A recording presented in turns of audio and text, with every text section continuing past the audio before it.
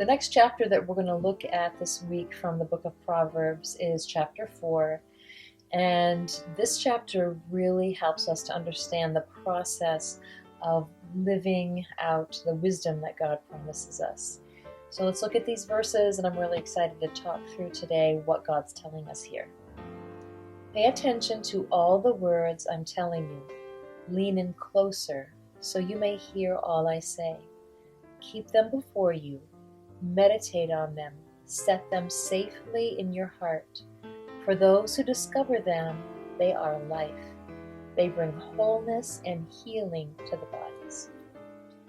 So here, God is really promising us that the process of living out His wisdom, of having wisdom rise up within us when we need direction, is to take time to meditate on His scriptures.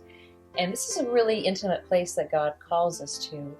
And the way this version, the voice version, depicts these verses, to me is very beautiful, because God says, lean in closer, listen to my words, meditate on my words.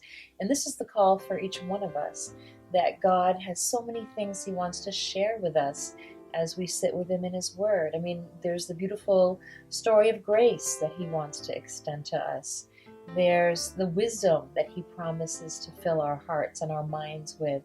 But all of these promises of God in His Word are actually, they come together as we sit with God in His Word and get to know Him. And I know some of my most wonderful, precious, intimate times with God have been when I sit and I just open the Bible and I invite the Holy Spirit to breathe the life and the power and the light of God into my heart, into my mind, into my spirit by the power of the Holy Spirit. And just ask God, say, God, you've asked me to lean in closer as I sit with you in your word. So I'm leaning in closer, and I can't wait to hear what you have to tell me today.